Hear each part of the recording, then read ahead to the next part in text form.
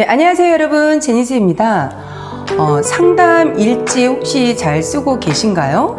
어떻게 활용하시나요? 저 같은 경우는 모든 섬세하게 오고 갔던 것들 별로 중요하지 않다고 여기는 것까지 최대한 기록해서 남기려고 합니다. 왜냐하면 특히나 창업을 하셨을 때 많은 입회 문의가 있거나 상담 문의가 있을 때 원장님들이 나름 기록을 하시지만 그냥 대충 흘겨 버렸을 때 이 자녀에 대한 히스토리가 없거든요. 가령 예를 들자면 저 같은 경우는 원장님 우리 아이 다음 주 월요일부터 등원할 예정입니다. 잘 부탁드려요 라고 문자가 왔어요. 근데 저희 이 뇌에서 이 자녀에 대한 기억이 없는 거예요. 그래서 이 자녀가 누구지? 학년도 모르겠고 언제 상담을 받았지? 이런 게 전혀 막 헷갈리는 거죠. 그래서 제가 문자로 모든 이 서신은 다 문자로 가거든요. 제가 원장님들 교육할 때도 카톡으로 거의 하지 마십시오. 카톡은 내가 나가거나 상대가 나가면 근거가 없어져 버려요. 그래서 특히나 아주 작은 교재 나간 것도 근거를 남기기 위해서 문자를 활용하시고, 왜냐하면 날짜는 다 있거든요. 어머님께서 우리 아이 그 교재비 낸 것 같은데요 라고 실수할 때, 또 헷갈릴 때, 나도 헷갈려. 그럴 때는 문자를 쭉 남겨져 있기 때문에 보시고, 어머님 이때 새 교재가 나갔습니다. 혹시 착각하신 것 같아요 라고 내가 반문할 수 있거든요. 이렇듯 상담 일지에 꼼꼼한 거, 내가 오고 갔던 이야기 마치 내일 또는 다음 주에 등록할 것처럼 이야기하지만 실질적인 교육비 결제가 다 끝나야지만 등록을 한 거거든요.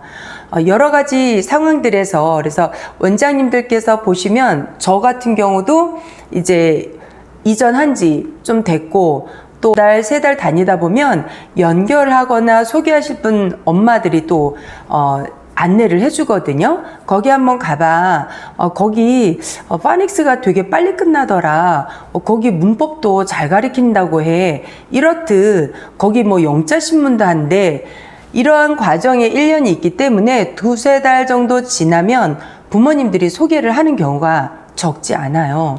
그래서 누구 엄마가 소개해서 왔어요. 상담 예약 잡아주세요. 이렇거든요.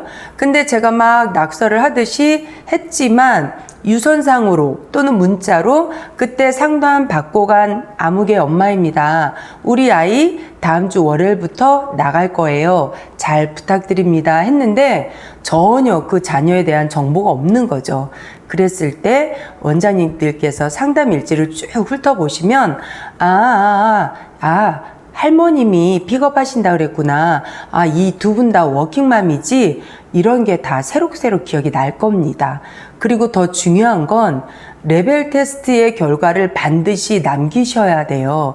파닉스로 기록이 결과가 나와 있는데 내가 뭐 준다 그랬지? 멘붕이 오는 거죠.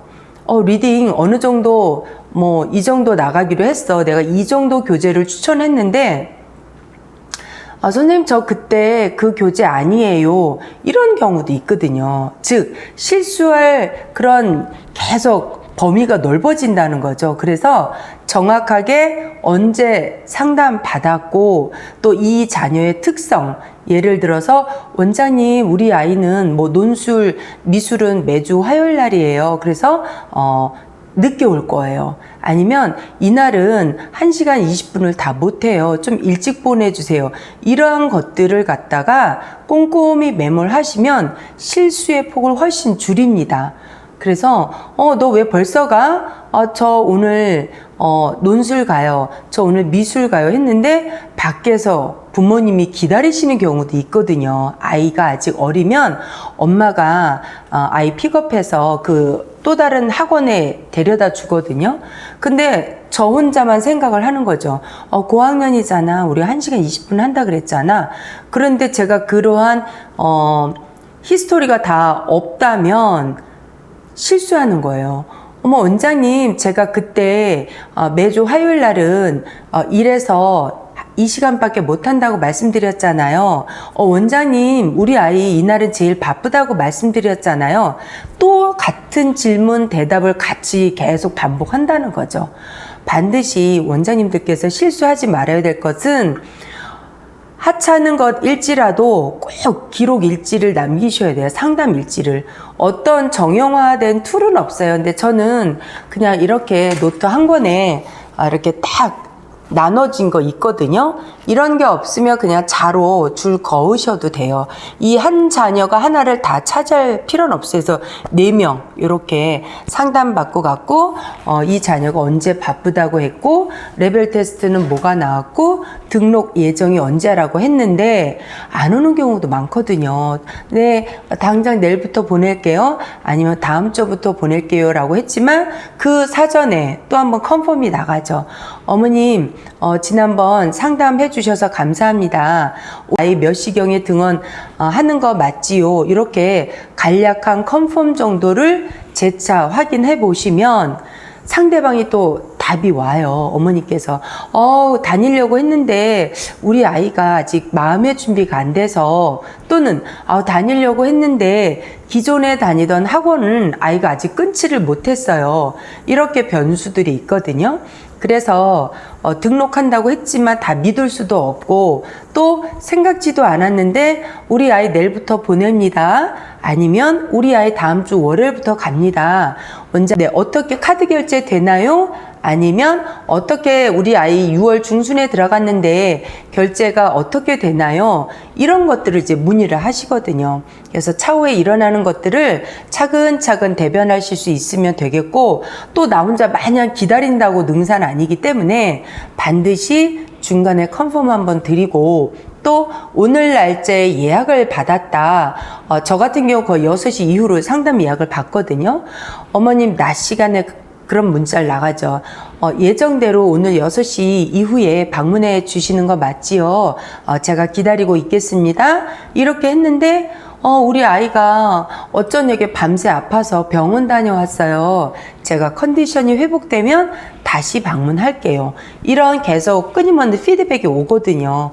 그래서 이왕이면 기다리는 학부모님들도 어머, 내가 놓쳤어, 답을 드리기로 했는데 라기 이전에 어머, 원장님 좀 꼼꼼하시다, 나랑 약속됐는데 이렇게 다시 한번 제 컨펌을 주시네 라는 그런 이미지 쇄신도 되고요. 그 어머니께서 미처 전하지 못했지만 어머, 죄송해요, 제가 미리 문자 드린다는 걸 깜빡 잊었어요. 이런 경우도 있거든요. 그래서 저는 수기를 많이 쓰는 걸 아직도 좋아하고요. 뭐 그렇게 화려하게 엑셀 작업을 출중히 해가지고 이런 거는 못해요. 그렇지만 그냥 즉시 상담 예약이 잡혀 있다 이러면 그 자리에서 많이 듣고 많이 기록하려고 해요. 왜 그럴까요? 제가 영상에도 남겼지만 많이 일단 듣고 나의 자세가 상대방에게 경청하는 자세를 보여지면 신뢰도가 올라갑니다. 예, 신뢰도가 쭉 올라가거든요. 누군가의 나의 말에, 내 자녀의 말에 귀를 기울여주고 있구나. 그러면 제가 계속 흡수하고 듣고 이제 레벨 테스트를 나눌 거를 머릿속에서 계속 멀티로 돌리죠. 이 정도 됐구나. 그러면 문법은 어디서부터 레벨을 하면 되겠고, 이 정도 했으면 리딩은 어디서부터 하면 되겠고, 이런 것들을 굴리는 거죠. 그래서 상담은 되게 중요하기도 하고요. 반드시 예약을 별도로 잡으셔서 하시되, 내가 초기 원장이야, 나 아직 애들 한 명이라도 더 받아야 해, 지금은 내가 너무 한가해, 이런 경우는요, 수업에 지장이 없는 한은 충분히 또 받으시면 돼요. 예를 들어서 그도 나도 약속된 것 없이 그냥 걸어 들어오셨다. 그런데 내가 지금 조용하고 상담할 준비가 되어 있다라고 하시면, 판단되시면 하시면 돼요. 간혹 원장님, 우리 아이가 지금 기존에 있는 학원을 다 마무리를 했는데 이쪽으로 옮기려고 해요. 이제 저랑 상담이 다 끝났거든요. 그런데 아이가 더 쉬고 싶대요. 최근의 일입니다. 그래서 제가 뭐라고 말씀드렸냐면 네 어머님 쉬는 거 충분히 이해하죠. 일단은 그 자녀의 그 어머님의 상황을 내가 다시 한번 인정해 주는 거예요. 맞아요. 아이가 얼마나 힘들었으면 쉬고 싶다고 하겠어요. 그런데 저는 어떻게 다시 후반부를 상담하냐면 어머님 맞아요. 쉬는 거는 충분히 맞는데 그냥 아이가 남은 기간 2주, 3주, 한 달을 쉰다고 그 쉼의 의미가 딱히 풀어지지는 않아요. 예, 생각해요. 길어봤자 이번 주까지 쉬고 다음 주부터 다시 나오면 너무 좋겠습니다.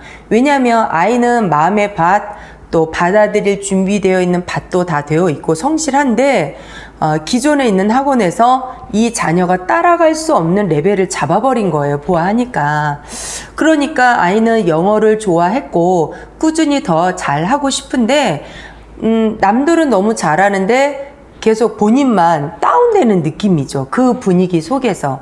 그러다 보니까 영어 어려워. 좋아했던 영어도 점점 하기 싫어. 가기 싫어. 이렇게 되니까 이 신경에 문제가 있다 보니까 어머니께서 주변에서 여기 추천했는데 한번 가봐야지 이러고 이제 날짜를 잡고 하신 거거든요. 상담을.